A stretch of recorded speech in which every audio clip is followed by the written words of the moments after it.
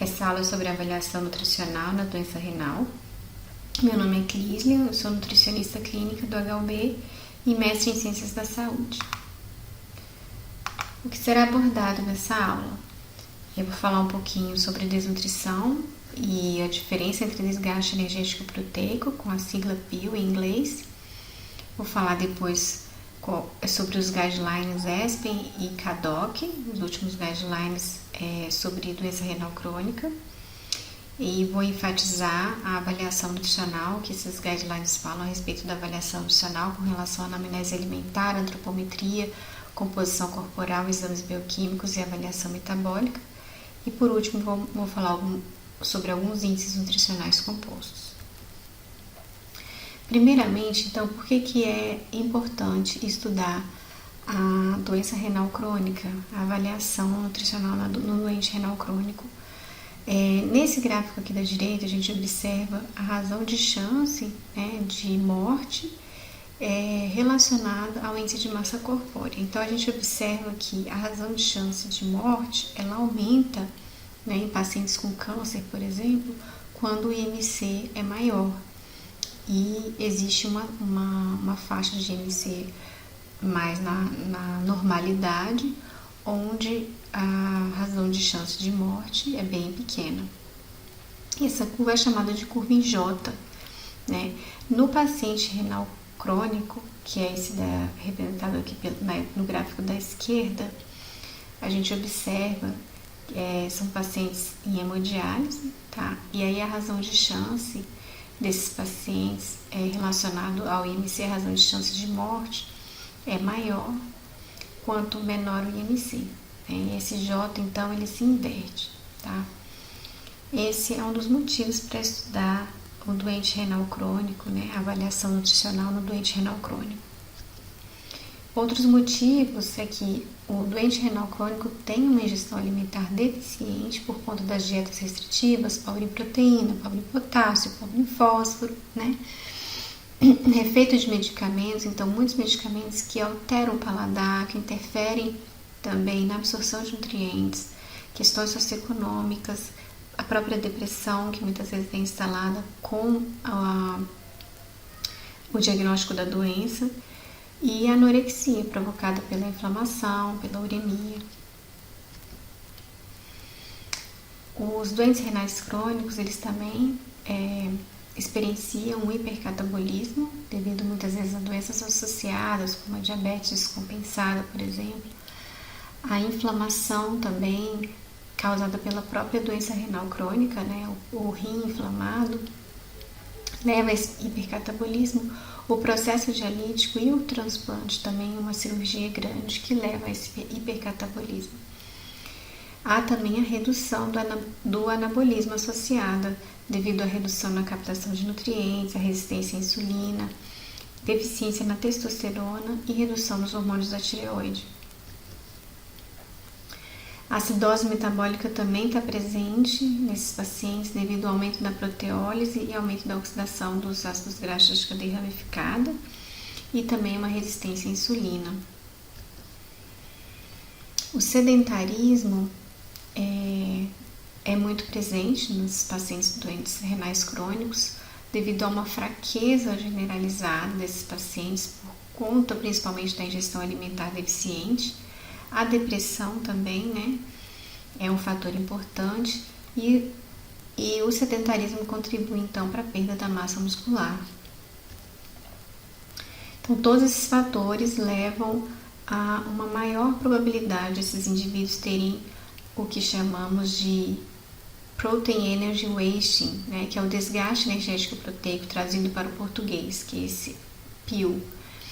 Esse termo ele foi instituído pela Sociedade de Nutrição e Metabolismo Renal, Sociedade Internacional, em 2007. E ele está relacionado à inflamação, esse desgaste energético proteico está relacionado à inflamação e ao estresse oxidativo, ao hipercatabolismo, a toxinas urêmicas e à própria desnutrição também. E ele é associado a maior morbidade e mortalidade no doente renal crônico. E qual é a diferença entre ele e a desnutrição, né? A desnutrição, segundo o ESPEN, de 2017, é a ingestão e ou utilização inadequada de nutrientes, que levam a alteração então na composição corporal, como redução da massa magra e na massa celular total. O desgaste energético proteico não necessariamente é acompanhado de ingestão ou utilização inadequada de nutrientes. Ele é acompanhado sim de maior avanço, né, na doença renal crônica. Então, quanto maior o estágio da doença, maior vai ser o desgaste energético proteico. Tá? A presença da diálise também faz com que isso aconteça. E aí, isso tudo vai levar a uma inflamação, a formação de toxinas urêmicas, ao hipercatabolismo e à desnutrição, né? E ao desgaste energético proteico. Com isso, começa a haver complicações, né, relacionadas à doença e à morte, né, levando à morte do indivíduo.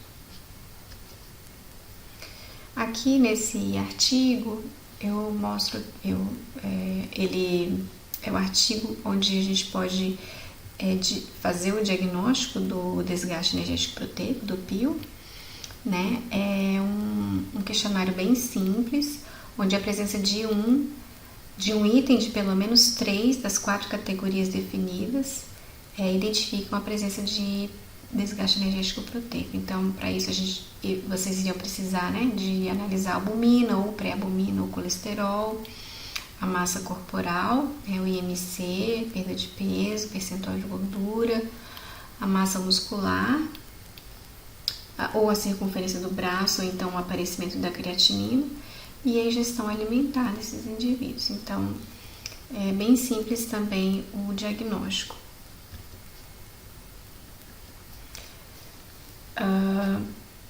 Agora, na segunda parte da aula, eu vou falar um pouquinho sobre os guidelines, né, os últimos guidelines de doente renal crônico, que é do ESPEN, de 2021, e o CADOC, que é Kidney Disease Outcomes Quality Initiative, de 2020. Então, eu vou falar a diferença entre os dois, né? Então, primeiramente, o ESPEN, que é da Sociedade de Nutrição Enteral e Parenteral Europeia, né?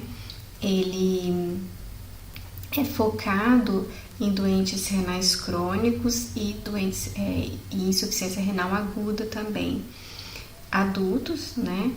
E podem ser dialíticos ou não, mas a diferença do CADOC para o CADOC é que ele vai falar de pacientes descompensados.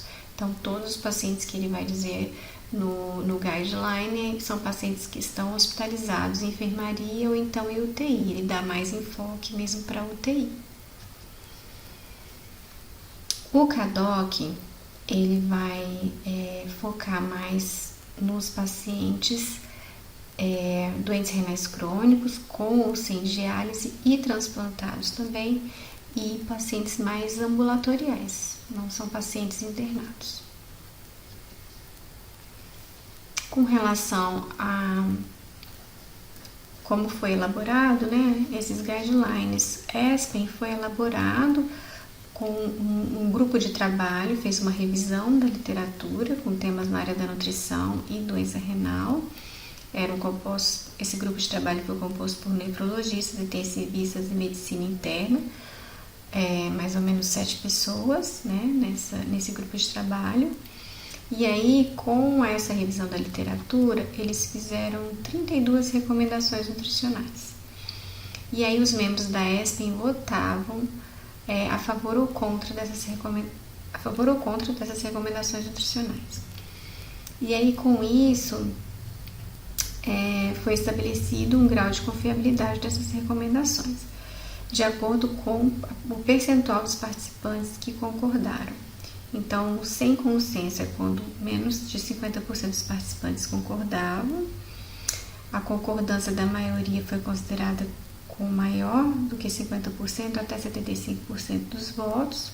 Um consenso foi considerado quando maior que 75% a 90% dos participantes concordaram. E um forte consenso é quando maior que 90% dos participantes concordaram. Com relação ao CADOC, o CADOC foi desenvolvido junto com a Academia de Nutrição e Dietética dos Estados Unidos, né, ela é americana. A academia fez uma revisão da literatura, uma extensa revisão, e aí um grupo de trabalho composto por participantes do National Kidney Foundation e International Society of Renal Nutrition and Metabolism, eles fizeram a avaliação dos resultados.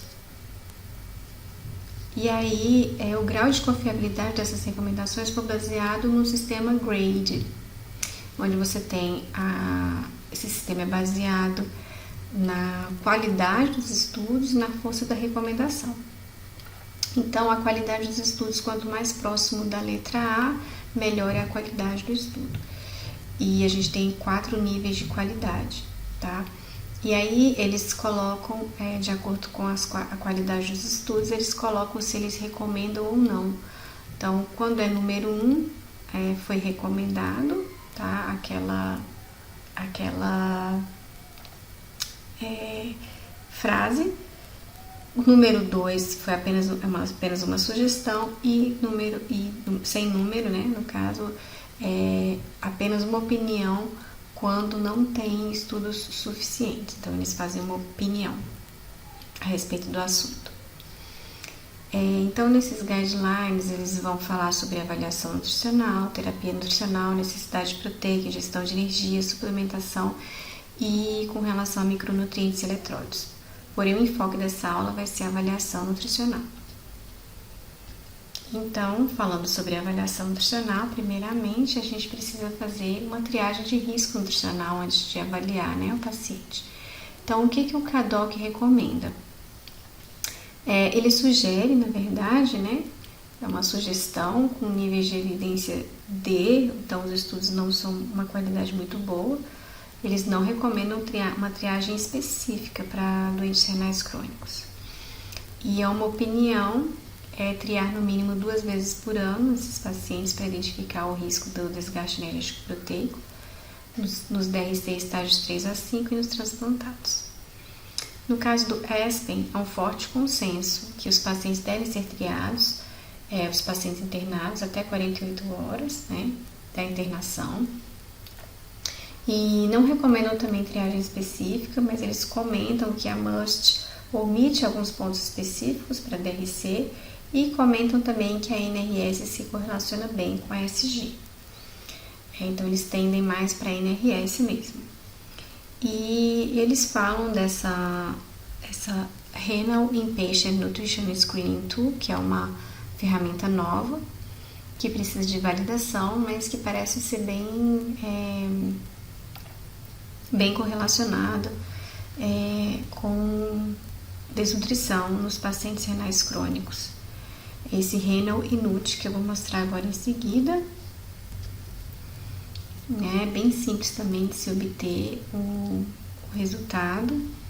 Então, é um score onde você vai anotar o peso do paciente, o peso seco, o peso usual, a altura, o IMC, vai ver se o paciente teve perda de peso, marcar se está visivelmente desnutrido, tem um IMC menor que 20, se o paciente usa suplementos, né, como é que está a ingestão alimentar, como é que está o apetite, e aí no final a gente vai ter um score de 1 ou mais, já identifica um risco nutricional, tá? Com relação à avaliação nutricional, né, quando realizar? O CADOC é uma opinião, né, diz que a avaliação nutricional deve ser realizada sempre quando indicado pela triagem, ou seja, sempre quando a triagem der risco nutricional. Se não indicado, fazerem até 90 dias do início da diálise e manter anualmente.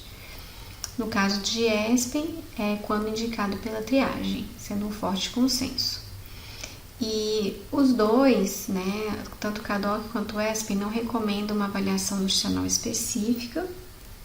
Eles falam sim de uma avaliação nutricional completa, como história dietética, exames bioquímicos, antropometria e exame físico para esses pacientes doentes renais crônicos. E aí, agora a gente vai falar sobre cada um desses itens. Com relação à história dietética, Kadok, então, sugere, né, para doentes renais crônicos, estágios 3 a 5, que seja feito um registro alimentar de 3 dias, mas, se não for possível, é uma opinião que se faça um recordatório de 24 horas ou um questionário de frequência alimentar. ESPEN não fala sobre os métodos de avaliar a ingestão alimentar. Com relação aos exames bioquímicos, tanto o Kadok quanto o ESPEN, eles dão ênfase na albumina, né, dizendo que a albumina pode ser utilizada como um fator para identificar a desnutrição, né. No caso do Kadok, é uma recomendação com uma qualidade de estudos A, ou seja, alta qualidade desses estudos, né, de que a albumina menor que 3,5 em pacientes que fazem hemodiálise é uma forte preditora de hospitalização e mortalidade. Pode ser utilizado também a pré-albumina e essa taxa de catabolismo proteico, que é calculada pelo aumento do nitrogênio da ureia do período dialítico ou da ureia da urina de 24 horas. Lembrando que tanto o Kadok quanto o ESPEN dizem que esses fatores, né, a albumina, principalmente, não pode ser usado isolado, ela tem que ser usada com outros parâmetros da avaliação nutricional, como antropometria, né, para avaliar adequadamente o paciente, uma vez que a albumina ela pode ser modificada por outros fatores, que não seja a desnutrição, como, por exemplo, a inflamação, uma doença hepática, entre outros. E agora sobre antropometria, né, com relação ao peso e ao IMC. Então, o Kadok é uma opinião que a pacientes com diálise, o peso deve ser colhido mensalmente, pacientes sem diálise, o peso deve ser colhido a cada 3 meses ou a cada 6 meses, dependendo do estágio. Deve ser avaliado junto com a composição corporal, porque o IMC não tem essa capacidade de separar músculo e gordura. Pode ser o preditor de PIO se o IMC for menor que 18. E aí o avaliador deve definir o melhor método para determinar o peso corporal. Se vai usar o peso atual, se não tiver edema, ou se vai usar o peso usual, ou se vai usar o peso seco, né, no caso de edema. No caso de ESPEN, é um forte consenso, né, que o peso IMC não é uma avaliação fidedigna de desnutrição em pacientes hospitalizados por conta do edema que esses pacientes apresentam, né, com doença renal crônica e com IRA. A exceção é que aqueles pacientes com IMC menor que 18 realmente devem ser considerados desnutridos. E o IMC elevado, né, ESPEN deixa bem claro que pode haver nos pacientes com IMC elevado a presença de baixa massa muscular, que é a conhecida obesidade sarcopênica. Por isso que o IMC não deve ser usado nesses pacientes. Usar o peso corporal antes da internação, ele recomenda, ou o peso usual, em preferência ao atual, justamente por conta do edema. Com relação à composição corporal já, né, que tem essa tendência, tanto do Kadok quanto da ESPEN, frisar que deve ser feita a composição corporal por conta que o IMC não separa massa gorda de massa magra.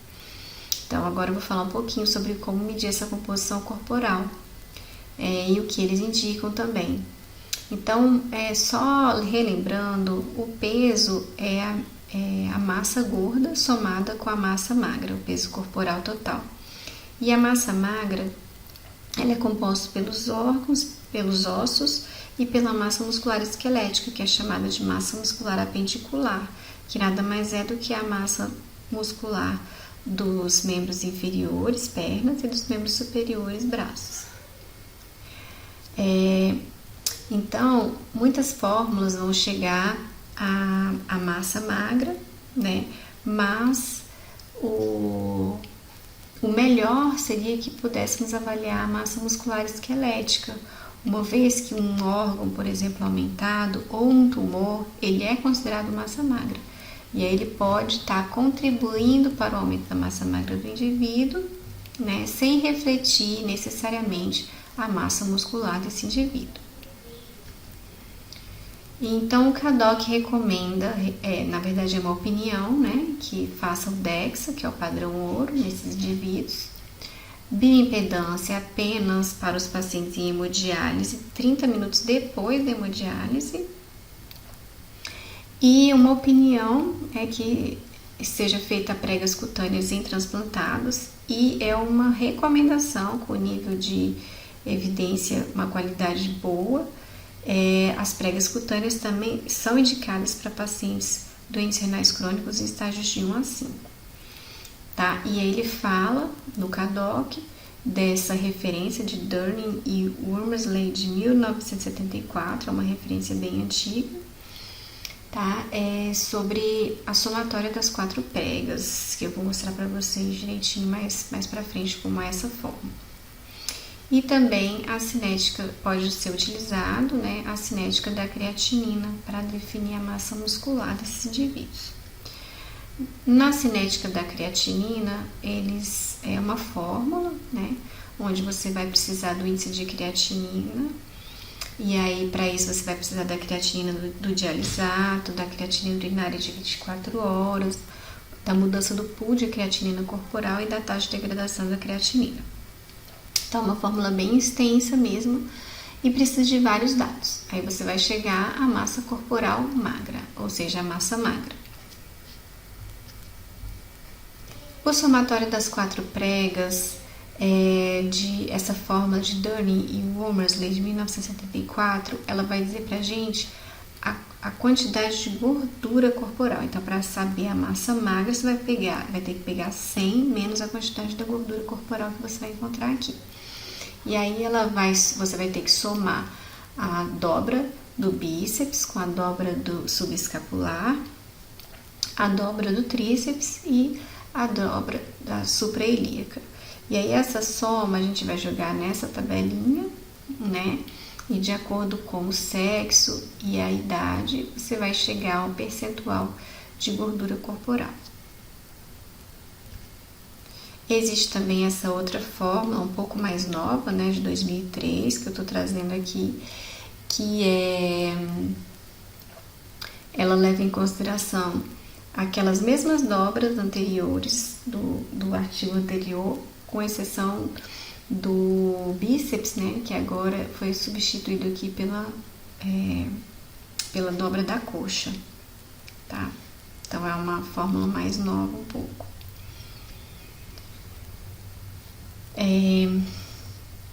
Essa outra fórmula, ela dá uma estimativa da massa muscular esquelética, e aí você pode jogar na fórmula, mas você precisa da altura, da circunferência da coxa e da circunferência da panturrilha, além do sexo, idade e raça também do paciente.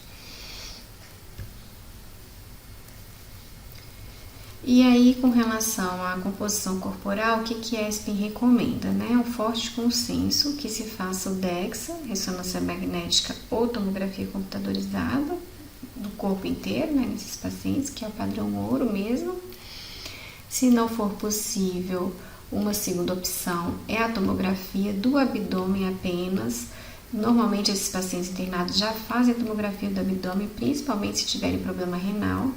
Então, pode ser utilizada essa tomografia para calcular o percentual de massa muscular esquelética desses pacientes, utilizando a terceira vértebra lombar. Eu vou explicar mais à frente como é que se faz isso. A ESPEN não recomenda a bioimpedância justamente por conta do edema desses pacientes.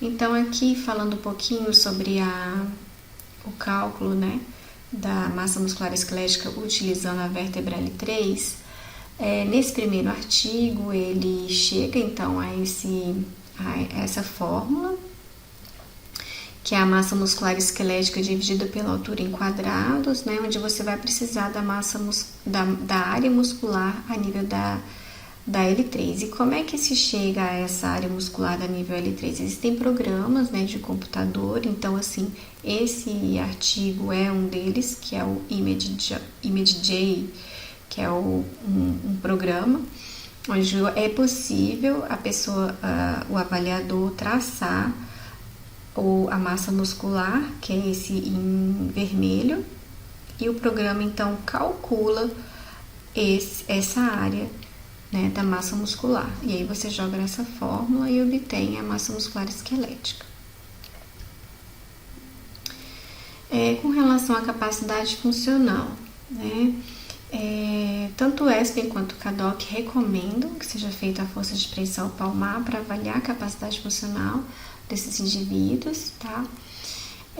CADOC, ele sugere que a força de pressão palmar pode ser utilizado como um indicador do estado energético proteico e funcional, mas que tem que tomar cuidado com a fístula, né, do paciente. Então, pegar a força do lado sem a fístula.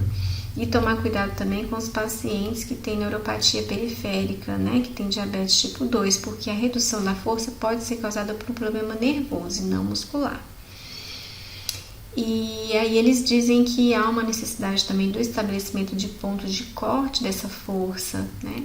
Enquanto isso, a gente pode sugerir que seja utilizado o ponto de corte do consenso de sarcopenia, né, de 2019, onde é menor que 27 kg para homens e menor que 16 kg para mulheres, indica uma força reduzida. ESPEN recomenda também a força de pressão palmar como forte consenso, porém diz que ele não pode ser utilizado como um valor isolado, mesmo porque como vimos no slide anterior, alguns fatores podem estar influenciando nessa força que não seja o próprio músculo, né? E também falam que há uma falta, né, do ponto de corte, assim como o CADOC fala. E um ponto positivo da força de pressão palmar é que ela pode identificar mudanças anteriores a mudanças na composição corporal. Então, o indivíduo com uma força mais baixa pode estar tendendo já a uma desnutrição. E em pacientes em hemodiálise, ele se correlaciona bem com o número de comorbidades e também a inflamação desses pacientes. Com relação à gordura abdominal, o CADOC indica utilizar o índice de conicidade para verificar essa gordura abdominal. Esse índice de conicidade pode ser usado em pacientes no estágio 5, em hemodiálise, para avaliar o estado nutricional, é uma opinião, ou para o risco de mortalidade. Pode também ser utilizado a circunferência da cintura, né, nos pacientes doentes renais crônicos no estágio 5. Então, o índice de conicidade é feito de acordo com essa fórmula e esse ponto de corte pode ser utilizado também para a população brasileira. No caso da circunferência da cintura, né, muito bem conhecido, as referências da OMS. Com relação ao gasto energético, CADOC recomenda a calorimetria indireta, na verdade é uma opinião, né? É um padrão ouro, a calorimetria indireta. Eles falam que a equação de Harris-Benedict superestimou em muitos estudos o gasto energético total desses pacientes, se comparado à calorimetria indireta.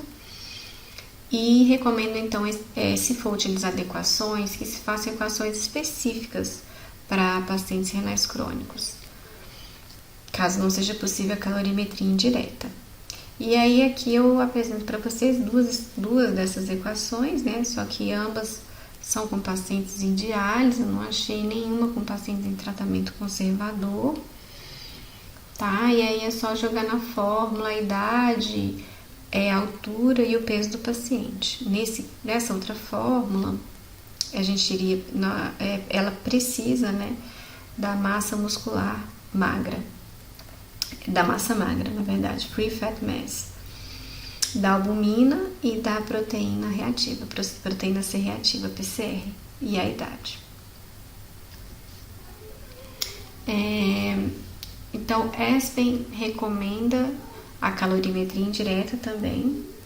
Caso não haja calorimetria indireta, ele recomenda, se o paciente estiver com ventilador mecânico, né, pacientes em UTI, que a TMB seja calculada pelo volume do gás carbônico expelido em 24 horas, vezes 8,19. Ou se não, se usar equações preditivas, como Harris-Benedict, por exemplo, usar 70% só do valor energético obtido na primeira semana da UTI, principalmente porque nessa primeira semana o paciente normalmente está mais crítico, e usar de 30, ou então usar 30 a 35 calorias por quilo para estimar esse gasto energético. Agora, o último tópico da aula, né, sobre índices nutricionais compostos. Então, o que são esses índices? É uma associação de métodos para melhorar a eficácia da avaliação do estado nutricional. E uma vez que alguns estudos dizem que a ESG não é capaz de identificar a desnutrição em pacientes em hemodiálise. Então, a gente vai falar sobre alguns desses índices nutricionais compostos, como a ESG de 7 pontos, a DMS, que é score de desnutrição na diálise, ou também chamado de ESG modificada, e o MIS, que é o score de inflamação/desnutrição. Então, primeiro eu mostro aqui para vocês a ESG tradicional, como ela é, né? Existe, então, uma aula só sobre métodos de diagnóstico de desnutrição, que eu falo sobre a ESG. Então, aqui eu não vou falar, né? É só mesmo para a gente ver o que foi modificado a partir da ESG. Então, houve a modificação para essa SGA de 7 pontos, que eu vou mostrar, e também essa SGA modificada ou DMS. A SG de 7 pontos, ela vai, o que ela muda com relação à SG tradicional? Ela vai ter aqui as escalas de 1 a 7, que a gente vai ter que colocar de acordo com o que você marca aqui. Ela vai ter também o peso seco, que não tinha na anterior, o consumo de proteína e o consumo total de líquidos também, que não tinha na anterior. Então, essa é a diferença. E aí vai ter aqui a classificação, né, de resultados de 6 ou 7, na maioria das categorias é bem nutrido. Resultados 3, 4 ou 5 é desnutrido leve a moderado. E resultados 1 ou 2, na maioria das categorias, é um desnutrido grave. Com relação à ESG, a ESG modificada, ou também chamada de DMS, a mudança é que há um item só sobre o tempo de diálise, né, que esse paciente está fazendo, e uma dificuldade. Outra coisa também é que ela não utiliza o edema, que a ESG tradicional utilizava para o exame físico. E aí uma dificuldade é que o autor coloca que o 7 indica eutrofia e o 35 indica desnutrição grave, mas não diz sobre a desnutrição moderada, a desnutrição leve, não coloca esses pontos de corte. Né? Então, ele é bom para avaliar grupos em estudos, mas ele é ruim para uso individual, por conta que não tem esses pontos de corte.